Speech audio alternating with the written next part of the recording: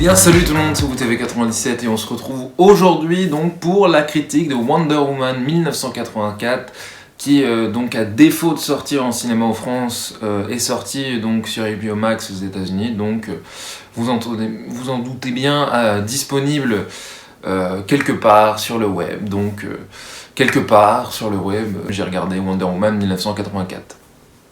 Donc petit récapitulatif avant d'entamer ce film-là, par rapport au film d'ici, vu que j'ai parlé seulement sur la chaîne de Man of Steel et de Batman v Superman, donc vous pouvez revoir les vidéos si ça vous chante pour connaître mon avis. Ensuite, donc concernant Suicide Squad, donc c'est effectivement pas terrible. Justice League, c'est une catastrophe. Shazam, c'est pas terrible non plus, bien que ça reste divertissant. Aquaman, c'est un petit peu dans le même genre. On va dire qu'au niveau des films d'ici, c'est quand même pas top, pas ça, sur ce qu'on a eu, en tout cas depuis Justice League. Donc, évidemment, je vais parler aussi de Wonder Woman, celui qui est sorti en 2017, donc que je me suis refait, que j'ai revu, juste avant de voir 1984. Et je l'avais bien aimé déjà à l'époque, et je vous avoue qu'en le revoyant, je l'ai même encore plus aimé. Enfin, sans forcément adorer le film ou sans le trouver exceptionnel, je trouve que ça ressemblait un petit peu, effectivement, ça nous fait un petit peu penser à Thor pour le côté des dieux, et un petit peu Captain America pour le côté faire la guerre. Donc voilà, oui, ce premier film avec un humour quand même assez bien dosé, alors un petit peu de féminisme dedans, mais c'était quand même... on va dire que franchement ça allait parce que Wonder Woman était badass, il y avait bien le thème de repris de Batman v Superman, donc c'était franchement il était bien, et Ares, le combat final, il était quand même assez grandiose je trouvais, avec l'acteur de Lupin dans Harry Potter. Donc c'était quand même assez stylé, ça rendait plutôt bien au niveau des effets spéciaux, de la musique, le film était... Franchement, il était plus que divertissement, il était quand même assez bon, je trouvais, ce film Wonder Woman, qui, à défaut d'un Captain Marvel, ne se prenait pas trop la tête non plus avec l'image identitaire du fait que ce soit une femme. On le sent un petit peu, c'est évident, c'est normal même, j'ai envie de dire, mais le film restait vraiment cohérent, divertissant, sympa à regarder, il n'y avait pas de problème là-dessus. Donc autant vous dire que depuis que j'avais vu la bande-annonce de Wonder Woman 1984, j'avais vraiment de grands espoirs autour de ce film. La bande-annonce laissait présager quelque chose vraiment d'assez cool, franchement. Une bonne expérience visuelle qui nous ferait un petit peu penser à Thor Ragnarok. Et comment vous dire donc que je suis déçu. Je suis vraiment déçu de ce film-là parce que du coup, je m'attendais vraiment à voir quelque chose de bien, et j'avoue que je ne sais pas réellement par où commencer, tellement ce film, en fait, il y a des choses qui ne vont pas dans le film. Donc, je vais essayer de commencer un petit peu par le début. On ouvre donc le film avec une scène qui se passe donc dans le passé de Wonder Woman, donc quand elle est encore chez les Amazones. Aussi jolie que soit la scène, visuellement à regarder, j'ai beau chercher, je ne trouve pas l'utilité dans le film de cette scène. Donc c'est la scène effectivement où elle fait une épreuve et au final, parce qu'elle a triché, elle ne la gagnera pas. Donc on lui apprend ça, alors c'est peut-être une sorte de morale cachée derrière du film, mais je vous avoue que 5-10 minutes de tout ça juste pour une petite morale, bon voilà, ça servait pas à grand chose. Ensuite, au niveau du film, donc pourquoi je suis déçu, en fait on peut rentrer dans le vif du sujet, j'ai été déçu par beaucoup de points. En regardant les bandes annonces, notamment la première avec la remix de Blue Moon, un peu version 80, qui est déjà une musique des années 80, mais en version un peu musique de super-héros, ça m'avait hypé, ça m'avait vraiment beaucoup hypé pour le film.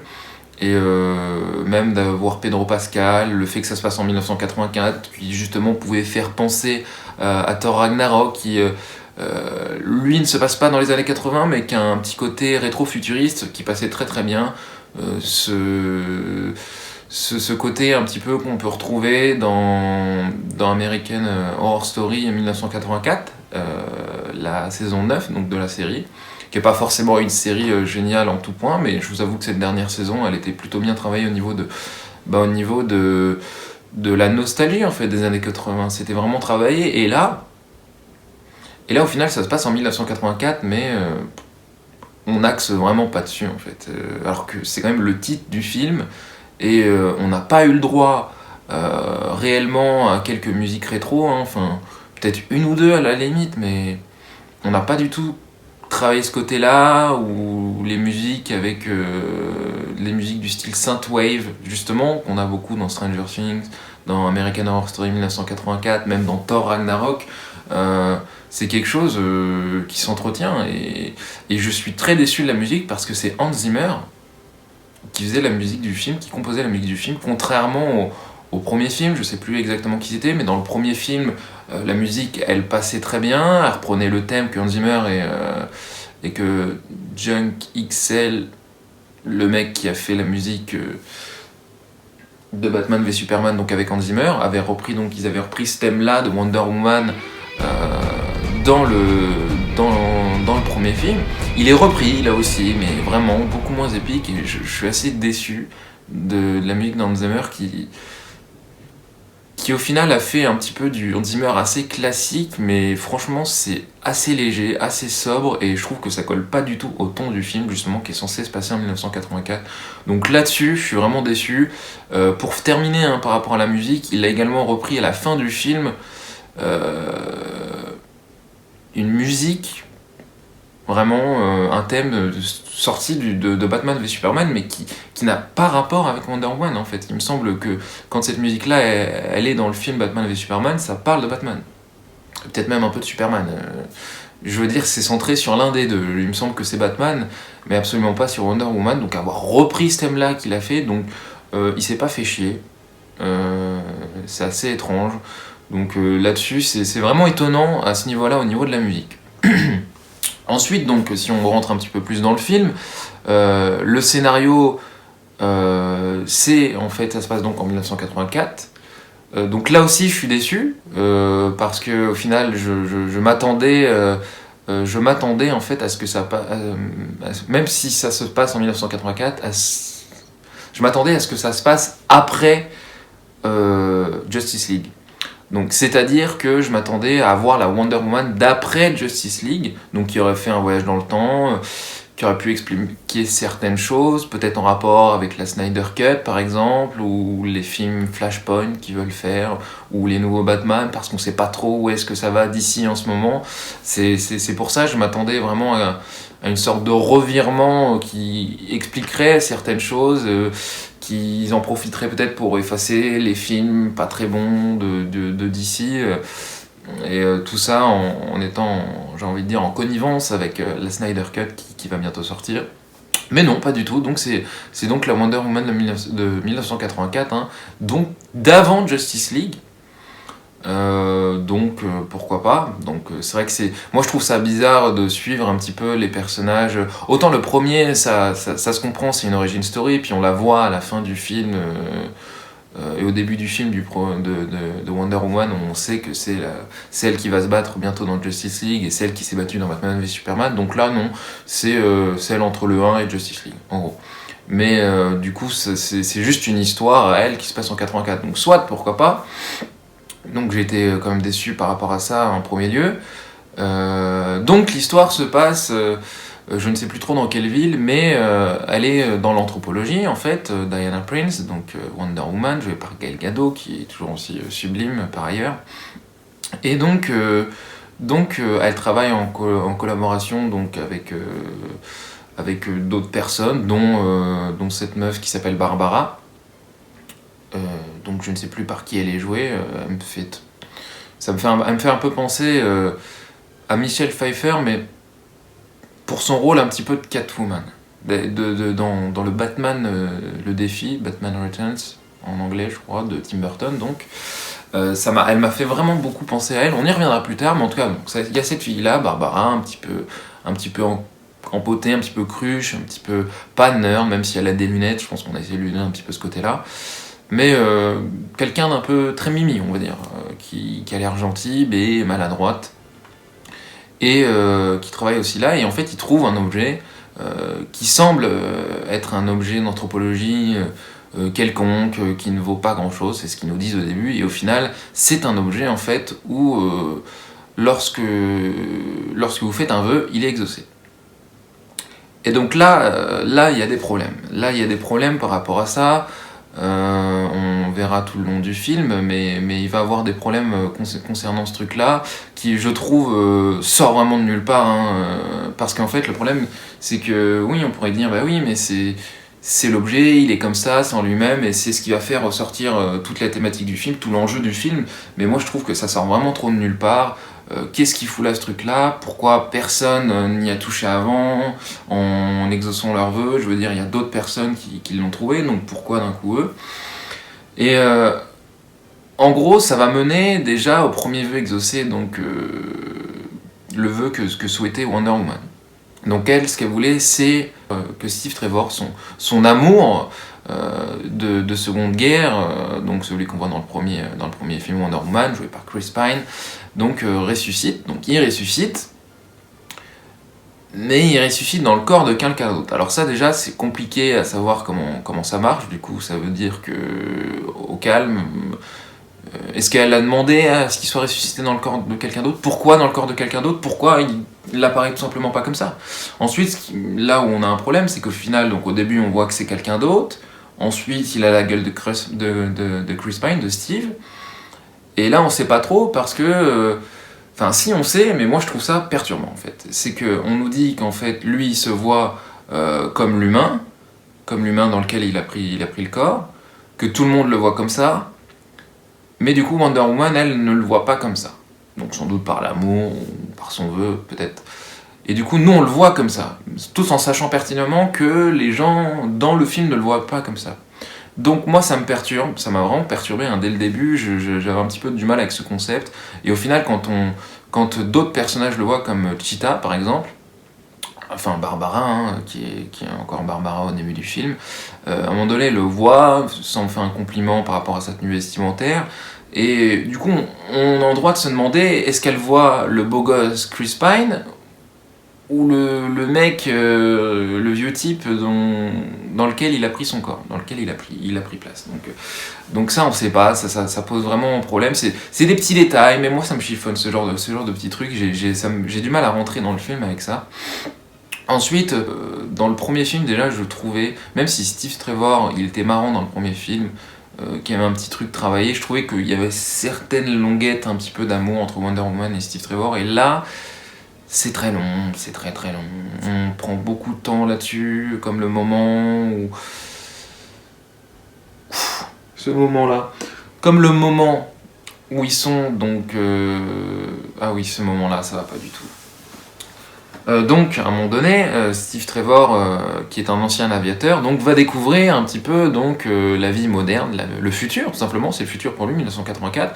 Donc ça, on va dire que c'est plutôt logique, il découvre, on dirait un petit gamin, donc c'est sympa à regarder, on le voit découvrir, mais ça dure vraiment très longtemps, à force, et au final, ils vont devoir aller au Caire pour retrouver donc Maxwell Lord, que j'ai pas encore présenté jusqu'ici, mais on y reviendra. Et en tout cas, ils ont trouvé un avion qui semble être un avion de chasse quand même. Et donc lui va conduire un avion de chasse. Je crois que c'est un avion de chasse, parce que quand les réacteurs sont aussi enflammés, j'ai envie de dire, derrière, je sais pas exactement comment ça marche, mais ça me semblait être un avion de chasse, un peu à la GTA V, ça m'a beaucoup fait penser à ça. Et qu'est-ce qui m'a fait penser à ça? C'est le fait qu'ils le prennent sans aucun problème. Ça veut dire que Diana Prince, dont on ne sait pourquoi, va avoir des autorisations pour accéder à cet aéroport. Ils vont piquer l'avion. Là, il y a des gens qui commencent à s'en rendre compte, mais tranquille, ils savent pas viser. Donc je sais pas trop, mais tout ce que je sais, c'est que dans GTA V, ça c'est 5 étoiles directes et que c'est plutôt dur de s'en sortir. Donc on va dire qu'ils le prennent tranquillement. Et pour s'échapper, Wonder Woman va nous sortir, alors là c'est la débandade. Ils vont nous sortir le fait qu'elle s'entraîne à à rendre des objets invisibles et que ça fait 50 ans qu'elle concentre certains pouvoirs, une certaine force. En tout cas, elle avait déjà fait disparaître une tasse grâce à ça. Et là, elle fait disparaître donc le jet. Ou l'avion Rafale, l'avion de chasse, comme vous voulez. Mais en tout cas, ils font disparaître ce truc-là. Et donc l'avion disparaît. Déjà, je tiens à dire que si c'était vraiment un avion de chasse, l'avion il est censé décoller quasiment automatiquement une fois qu'il a pris la vitesse, et là on voit qu'ils sont là en train de rouler sur le tarmac pendant des heures, enfin ça n'en finit pas, donc il y a vraiment des choses qui se tiennent pas, on est toujours hors du film en train de se demander ah oui il y a ça qui va pas, mais pourquoi ça, et en fait à chaque fois on n'arrive pas à rester dans le film. Donc il y a ce moment là où elle rend le jet invisible, donc là what the fuck, vas-y fais-toi plaise. Mais admettons, et puis donc ils volent dans le ciel, c'est cool, ils sont en amoureux, ils vont carrément dans les feux d'artifice, qui me semble pas forcément être très safe, mais admettons. Et donc on a tout ce pan du film là, donc on nous a introduit aussi Maxwell Lord, qui est un présentateur TV mania du pétrole, qui au final on apprend qui en fait c'est un arnaqueur, il est fauché, son entreprise de pétrole justement il n'y a personne, il a un fils qui déçoit sans arrêt, mais lui son but donc c'est de trouver la pierre, la fameuse pierre qui exauce les vœux, donc il finira par trouver, et lui son vœu à lui ce sera donc de devenir la pierre, ce qui va devenir, mais on y reviendra plus tard. On avait donc aussi Barbara qui elle aussi a fait un vœu de devenir aussi forte et aussi belle que Wonder Woman, sans savoir qu'elle avait des pouvoirs et que c'était une Amazone, donc elle va commencer à avoir de la force, à être classe, à ne plus être maladroite, donc les gens vont tout de suite avoir de l'attention sur elle, et c'est là où on se demande exactement s'il y a des choses qui se seraient produites s'il n'y avait pas eu cet effet ces vœux exaucés. En fait, moi j'ai l'impression que ça fucked up pas mal la réalité, on le voit surtout à la fin, mais je trouvais que ça commençait déjà à le faire à ce moment-là, parce que est-ce que Maxwell Lord serait vraiment venu si, parce qu'il dit qu'il s'intéresse à elle quand il vient, donc et au final ça semble pas être le cas. Donc pourquoi il s'intéresse à elle? Parce qu'elle avait fait le vœu. Si elle l'avait pas fait, est-ce qu'il serait tombé sur la pierre? Parce qu'au final, voilà, ils vont se séduire, il va tomber sur la pierre. Donc ça, c'est pas très clair. Donc il se passe tout ça. Hein. Pendant, on va dire qu'après la scène d'ouverture, donc qui se passe pas en 16/9, je sais pas exactement comment on dit, mais c'est sans les bandes noires, si vous voulez. Et ensuite les bandes noires, donc on retourne en 16/9, donc ça j'ai pas trop compris à quoi ça a servi exactement. Enfin bon, why not? Donc on a cette scène-là qui se passe à Themyscira au début du film, ensuite on a la scène d'ouverture où Wonder Woman sauve des gens en 1984, donc là on voit direct que son costume il est beaucoup plus flashy, hein. On a vraiment mis à fond les couleurs au niveau de la colorimétrie par rapport au premier film, donc effectivement c'est le côté 1984, le côté full color quoi, ok, ça paraît logique. Et au final, on arrive donc après ces scènes-là, avec tout ce que je viens de vous raconter, il est 1h30 de film à peu près, et le film dure 2h30, et c'est vrai qu'au final, on a l'impression qu'il s'est rien passé en fait, encore. Que le film, il est encore en train de poser les choses, ce qui est compréhensible quand on commence avec de l'action, on pose un petit peu les choses, mais on les a beaucoup posées sur des choses un petit peu incohérentes, inutiles, des scènes qui nous font quand même poser pas mal de questions, qui sont assez perturbantes, donc on en est là. Donc de son côté, Max Lord, lui, il va, comme c'est devenu la pierre, il va commencer en fait à exaucer les vœux des gens pour faire ce qu'il veut, et en fait, en contrepartie, il prend ce qu'il veut quand les gens exaucent leurs vœux, sauf que ça devient le bordel. À côté de ça, il devient cinglé, il perd de la force, donc son seul moyen de retrouver la force, c'est de refaire encore plus de vœux pour reprendre encore plus de choses qu'il veut. Donc d'accord, ce côté-là, moi, il n'y a pas de problème. C'est vrai que ça fait un petit peu gros total mess, quoi, j'ai envie de dire, sur la planète, et ça, je trouve ça plutôt pas mal. Mais du coup, Cheetah, elle, de son côté, a des effets aussi indésirables, donc elle perd en gros sa bonté, sa kindness, enfin sa gentillesse, la fille pétillante qu'on voit un petit peu au début du film, qu'on trouvait sympa. Et donc elle perd tout ça et elle se renforce en fait, elle se renforce au fur et à mesure du film. Elle va donc protéger Max Lord. Et donc là, il y a quelque chose dont j'aimerais revenir, hein. Je sais que je reviens un petit peu comme ça en farfouille dessus, Mais on a quand même l'impression au début du film que Barbara, elle est un petit peu sur Wonder Woman, sur Diana Prince. J'avais un petit peu cette impression-là.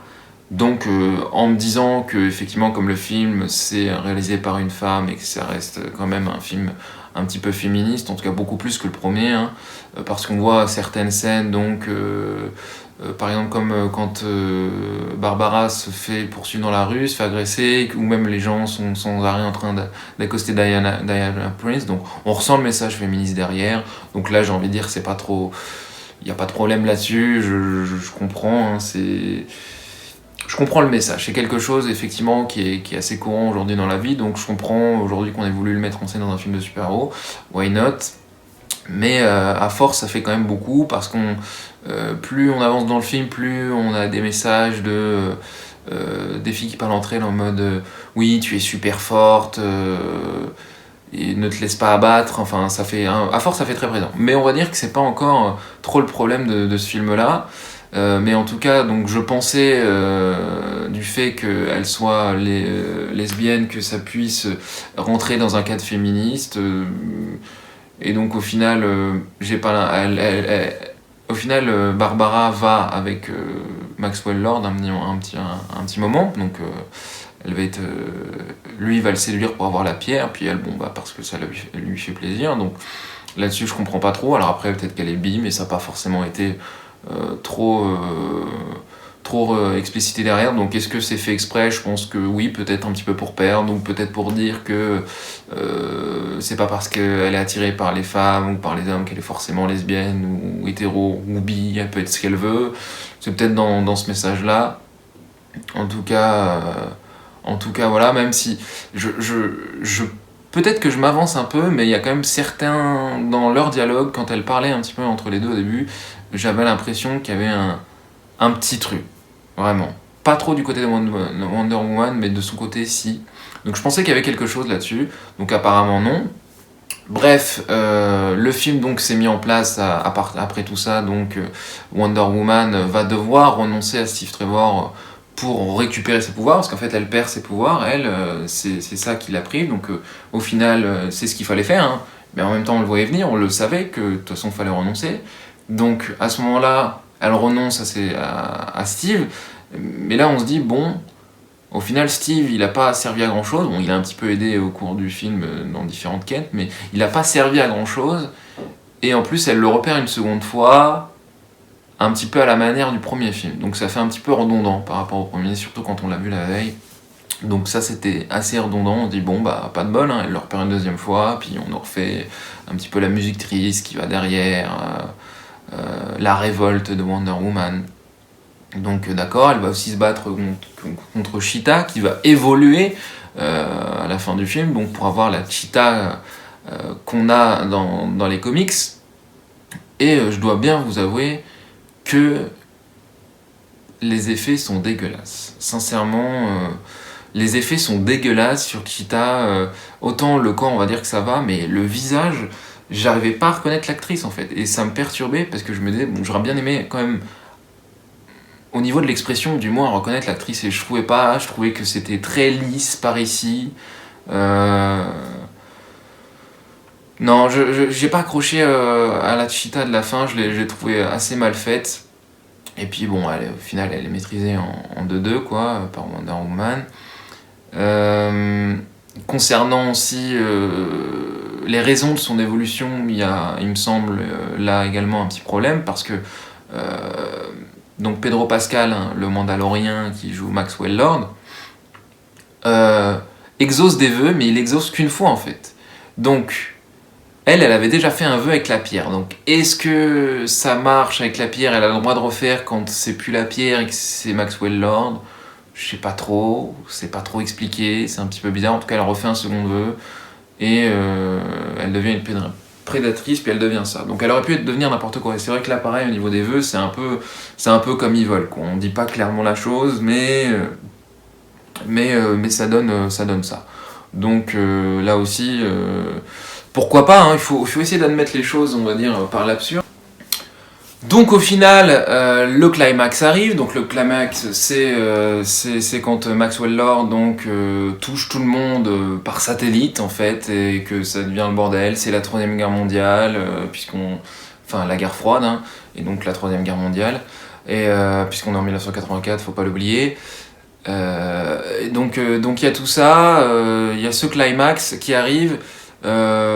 Et au final, Wonder Woman arrive et réussit à sauver tout le monde grâce au pouvoir de la vérité. Non, grâce au lasso de la vérité, du coup, elle réussit un petit peu à toucher tout le monde et faire prendre conscience à Maxwell Lord que au final c'est mal, que c'est le bordel dans le monde, qu'il y a des gens qui crèvent parce que tous les vœux exaucés, ça, c'est n'importe quoi. Il pense à son fils, il pense que ça va être le bordel, donc il renonce à ses vœux. Ok, donc c'était aussi facile, c'est facile, genre il renonce à ses vœux, donc voilà, il n'y a plus rien.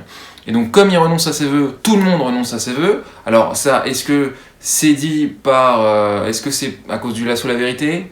Est-ce que c'est Wonder Woman qui a convaincu tout le monde? Ou c'est du fait que lui, ses vœux ne soient plus exaucés, ça efface ce qu'il fait, mais du coup ils sont obligés d'annuler quand même? Ou alors si c'est eux qui sont pleinement conscients, c'est-à-dire que tout le monde a décidé d'allumer ses vœux. Bon, c'est bizarre, hein, j'y crois pas trop. Donc le mec, facilité scénaristique de ouf, donc il s'annule tout puisqu'il a renoncé à ses vœux. D'accord. Donc au final, si c'est aussi simple que ça, bah voilà, tout le monde peut l'utiliser pour faire un petit peu tout et n'importe quoi. Puis dès que tu fais une erreur, bah tu dis bah je renonce. Puis c'est bon, c'est terminé quoi. Surtout qu'en plus, lui, c'est la pierre. Donc c'est-à-dire que renoncer à ses vœux, ça le ferait s'effacer ou redevenir la pierre. Bon, je sais pas trop. Là encore une fois, c'est un petit peu bancal aussi. Donc il retrouve son fils et tout va bien, hein. Ensuite, donc tout s'annule. Donc les bombes, les missiles nucléaires qui étaient tirés dans les airs s'effacent. Enfin, ouais, n'ont jamais existé, mais du coup, si, parce que les gens le retiennent, est-ce que les gens vont le retenir, est-ce que ça va être oublié? Parce que franchement, si c'est retenu, je veux dire, si ça s'est passé et que les gens sont censés s'en souvenir, enfin, c'est bizarre, ça pose vraiment un gros problème de continuité dans l'univers d'ici. Euh, Comme le fait qu'elle vole comme Superman maintenant.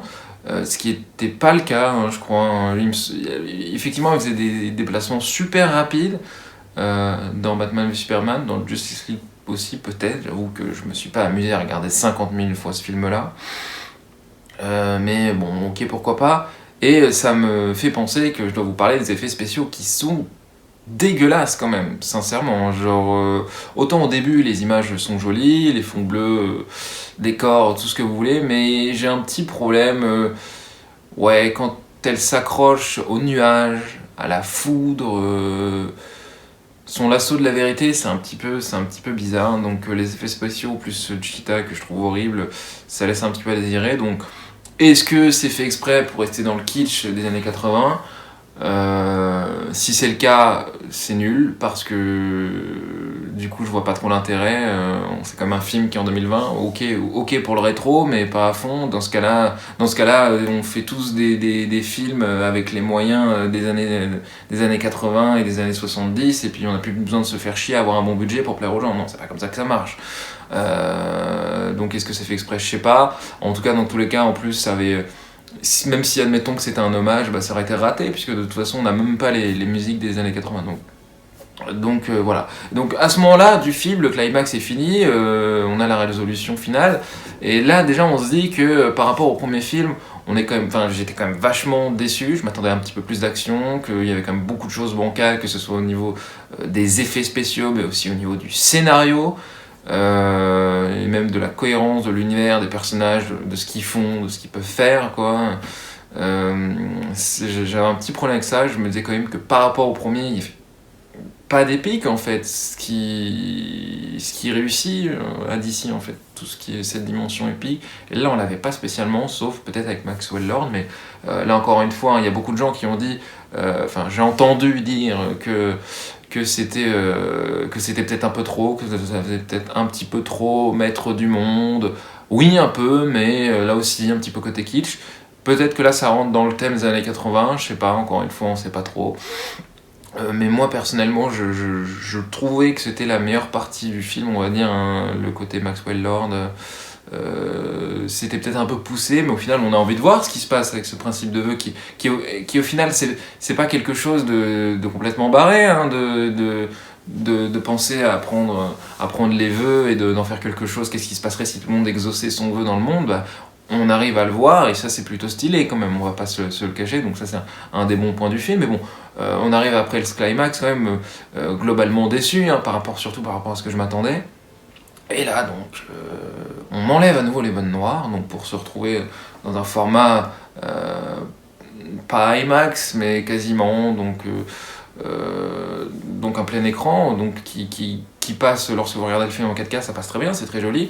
Mais là donc on a atterri dans un marché de Noël, Wonder Woman qui discute avec le mec où c'était le corps de Steve Trevor, le corps que Steve Trevor avait pris, donc ils se regardent, ils se dragouillent à moitié, donc est-ce qu'elle va coucher avec ou faire quelque chose après parce que Steve Trevor lui a dit qu'elle doit aimer en fait quelqu'un d'autre parce qu'elle lui avait dit qu'elle pouvait pas aimer quelqu'un d'autre lorsqu'il partait, on sait pas, donc c'était un petit peu cucu, un petit peu même bizarre en vrai quand tu regardes, surtout que le mec il a une gueule chelou, personnellement je trouve.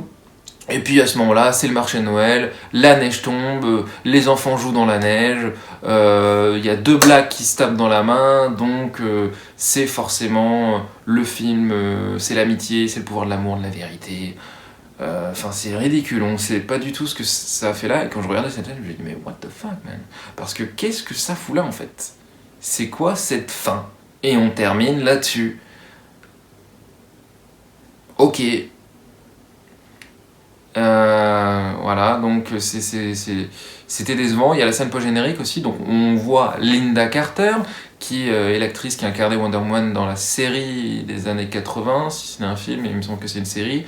Donc une actrice assez iconique aux yeux de beaucoup de monde, qu'on voit apparaître dans beaucoup de choses en rapport avec ça.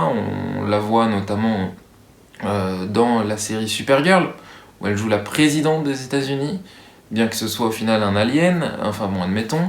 Et donc là, on la caste comme Asteria, donc une des ancêtres de Wonder Woman, qui avait l'armure dorée antique qu'on voit dans le film. C'est vrai que cette armure qui nous a envie dans la bande-annonce, bah, elle sert pas en grand-chose, elle n'est pas forcément mise en valeur parce qu'on la voit dans la nuit. Donc, or, dans la nuit, bof bof, on y réflexion, elle n'a pas finalement de capacité que ça. Voilà, bon, ses ailes servent pas trop à grand chose, et bien qu'elle soit stylée, je m'attendais à beaucoup mieux par rapport à ça. Donc voilà, mais pour revenir sur Linda Carter, donc voilà. Là, est-ce que c'est un petit hommage sympa ou est-ce qu'on va la revoir dans les suites? Moi, j'avais l'impression qu'on allait la revoir dans les suites, qu'on allait en reparler. C'est le moment aussi pour dire que bon, elle avait beaucoup de maquillage quand même, cette personne-là. Parce qu'on regarde quand même un film enfin, quand on le regarde en 4K, même en HD, je veux dire, c'est tellement net maintenant les films que quand on met beaucoup de maquillage ou qu'on émet un petit peu d'effets visuels, ça se voit de ouf. Et là, on sent que c'est pas son vrai visage. On se dit, ouais, attends, te fous pas de moi, t'as le visage tout lisse. Genre, non, non, non, ça ne marche pas. Enfin, ça fait un petit peu dégueulasse. Alors, c'est qu'une scène pas générique, mais vraiment, c'est le cumul en fait de tout. Ce film, c'est un cumul de choses bancales qui s'enchaînent, qui vous font sortir du film. Et donc à la fin, on est déçu en fait. On est vraiment déçu de ce film-là. Et je pensais qu'avec ce film-là, d'ici, en plus dans l'optique d'avoir la Snyder Cut et peut-être d'avoir d'autres projets intéressants derrière, je pensais que ça aurait pu retourner quelque part après le fiasco de Justice League.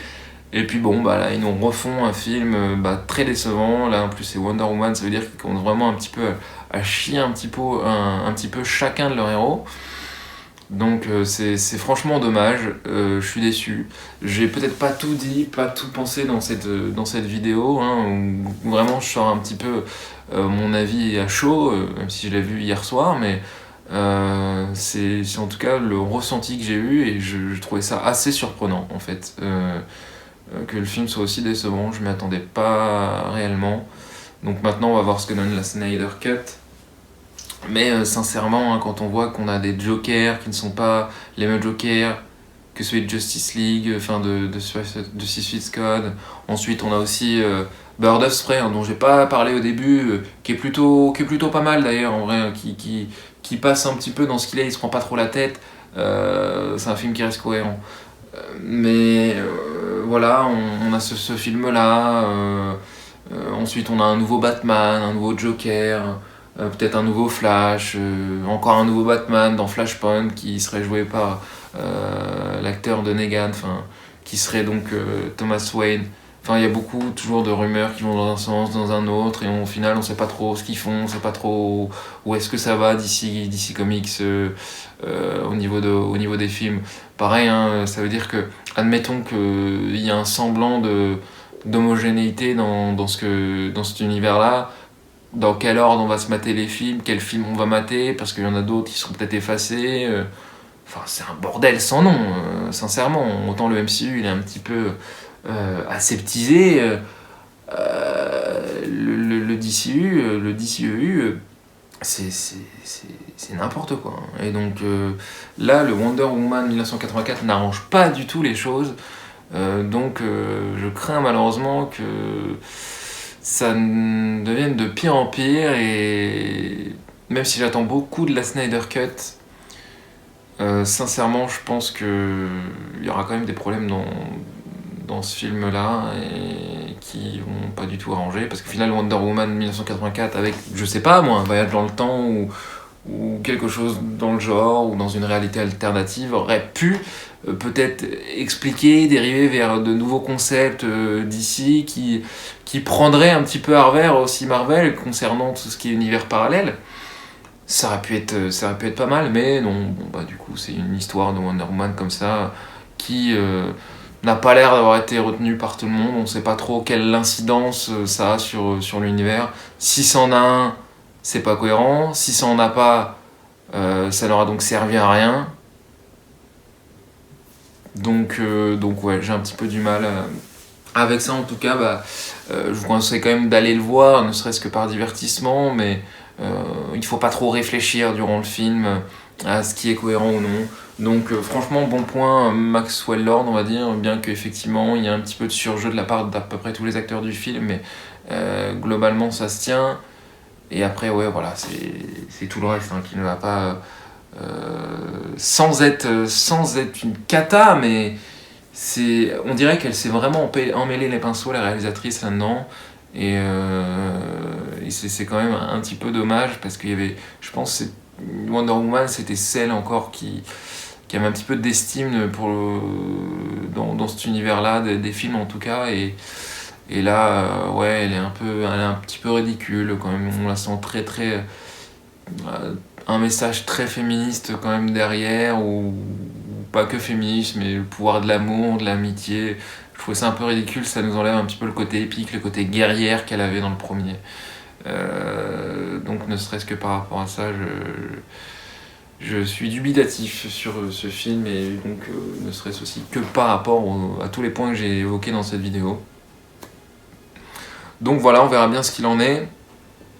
Peut-être que je ferai une vidéo sur la Snyder Cut.